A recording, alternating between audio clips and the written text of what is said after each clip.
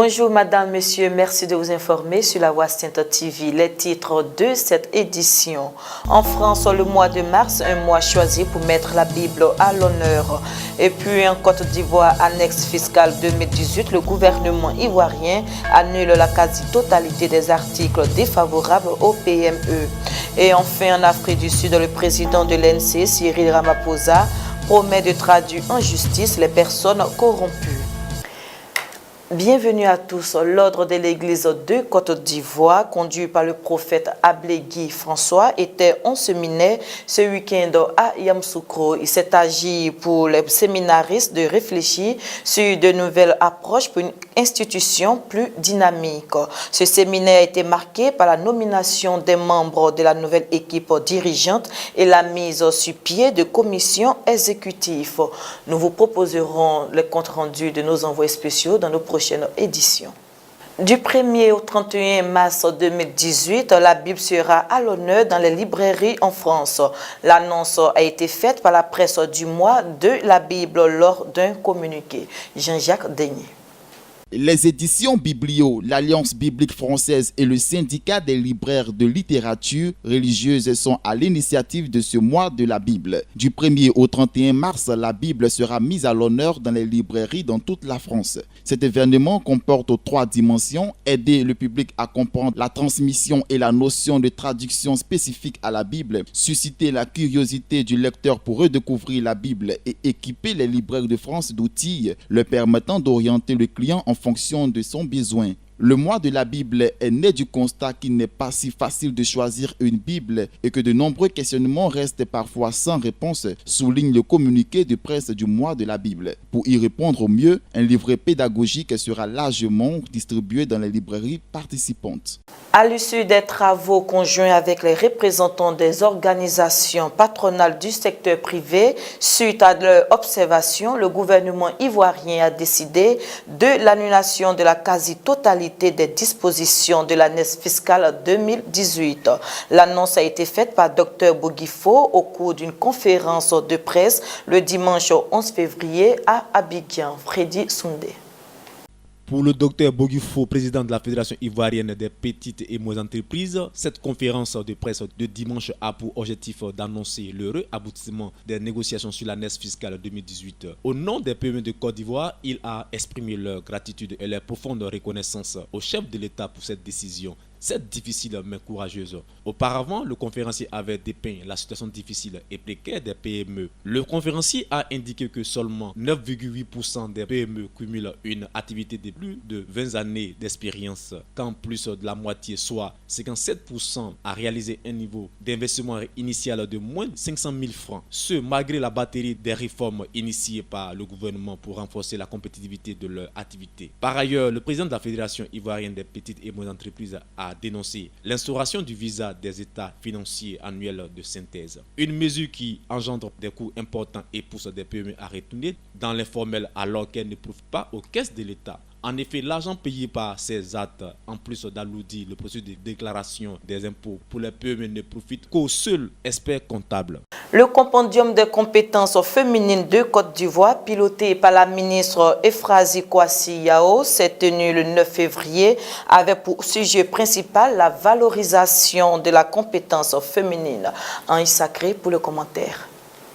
Cette cérémonie de promotion du genre a été l'occasion de faire le bilan de ses activités de 2017 et annoncer les perspectives pour l'année en cours en présence des membres du gouvernement. L'objectif du compendium est de renforcer la visibilité et le leadership des femmes dans la gestion des services publics. Les femmes inscrites au compendium représentent toutes les sensibilités politiques et socio-économiques du pays. Selon la présidente, il est important d'identifier les secteurs où les femmes ne sont pas représentées afin de favoriser un réseau dynamique et solidaire pour les occuper. Notons qu'elles sont 12 000 femmes qui aspirent à plus d'égalité dans un monde encore en proie aux préjugés, avec à leur tête la ministre Euphrasie Kouassi Yao, conseillère spéciale du président de la République de Côte d'Ivoire pour la promotion du genre. Ce compendium emmène la femme à lutter contre les différences, la discrimination et à avoir un seul but, une seule vision qui est de contribuer à l'autonomisation de la femme pour briser les barrières de l'inégalité. Rendons-nous à présent en Afrique du Sud. Le président de l'ANC, Cyril Ramaphosa, qui négocie avec le président Jacob Zuma son départ anticipé, a promis dimanche un nouveau départ pour le pays, assurant que les personnes corrompues seront jugées. Ibo Marus. Cyril Ramaphosa, nouveau patron du Congrès national africain, ANC, a entamé depuis plusieurs jours des discussions directes avec le président Zuma pour obtenir son départ au plus vite en vue des élections générales de 2019. Ces négociations s'éternisent alors que l'ANC avait annoncé jeudi leur conclusion imminente. Dans ce contexte, l'ANC a convoqué pour ce lundi une réunion d'urgence de son principal organe de décision. Cette haute instance de l'ANC peut décider de rappeler le chef de l'État, ce qu'elle avait fait en 2008 avec le président Thabo Mbeki. Ce dernier s'était plié à cet ordre et avait remis sa démission. Le NEC peut aussi décider de saisir le Parlement en déposant une motion de défiance contre le président ou en engageant une procédure de destitution du chef de l'État. Le 4 février, la direction de l'ANC avait demandé à Jacob Zuma de démissionner, ce qu'il avait refusé. Le président n'a pas depuis pris la parole et son discours annuel devant le Parlement prévu jeudi a été annulé. Les négociations achoppent sur les termes du départ de Jacob Zuma et selon les médias locaux, le président demande notamment la prise en charge de ses frais de justice. Toujours en Afrique du Sud, la direction du parti au pouvoir, l'ANC, tente d'obtenir le départ anticipé du chef de l'État Jacob Zuma, discrédité par des scandales à répétition. Quel avenir pour le président sud-africain Jacob Zuma? La direction de son parti, l'ANC, se réunit ce lundi pour trancher.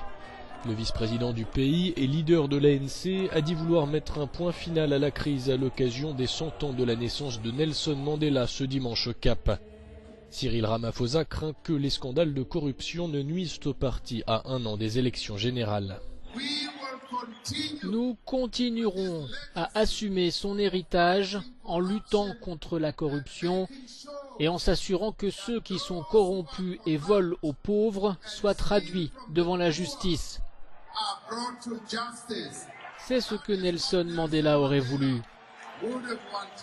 Cyril Ramaphosa deviendrait président en cas de démission du chef de l'État. Mais si Jacob Zuma continue de s'accrocher au pouvoir, l'ANC pourrait engager une procédure de destitution.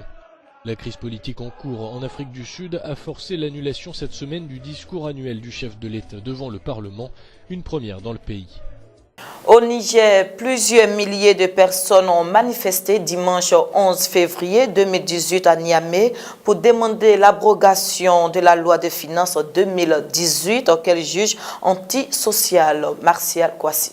Les manifestants, aussi nombreux que lors de la précédente action, le 28 janvier, ont défilé dans les rues puis tenu un meeting devant le Parlement qui a voté cette loi à une écrasante majorité fin novembre 2017. Pour stopper notre mouvement, il faut qu'ils abrogent purement et simplement cette loi, a martelé un organisateur de la manifestation. Mariama Bayard, la chef du récent front de l'opposition indépendante FOI, a exigé la libération sans condition de 7 manifestants arrêtés dans la soirée du 4 février lors d'un sit-in organisé à Niamey par sa coalition contre la loi de finances. À l'appel de l'opposition, plusieurs milliers de personnes avaient déjà manifesté le 31 décembre dernier contre le budget 2018. Fin octobre, une manifestation contre la même loi de finances avait dégénéré en émeute au cours desquelles 23 policiers avaient été blessés selon le ministère de l'Intérieur. Les mesures de la loi de finances 2018 ne touchent pas les pauvres mais les plus riches et la pression fiscale sera comprise entre 13% et 16%, soit à son niveau de 2015, avait déjà assuré devant les députés le ministre de Finances